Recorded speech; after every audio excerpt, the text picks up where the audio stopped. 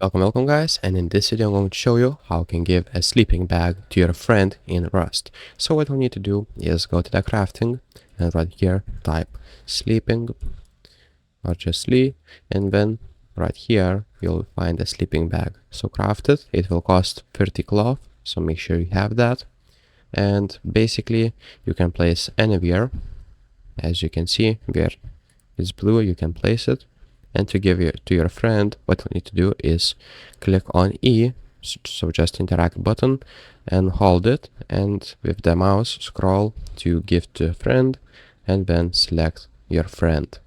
And basically that's how you give a bag to your friend, and it will need to wait for your friend for the cooldown, and after a cooldown he will be able to spawn on the sleeping bag. So if this video was helpful, please make sure to subscribe to Guide to Everything, comment down below for the algorithm, and see you in the next one.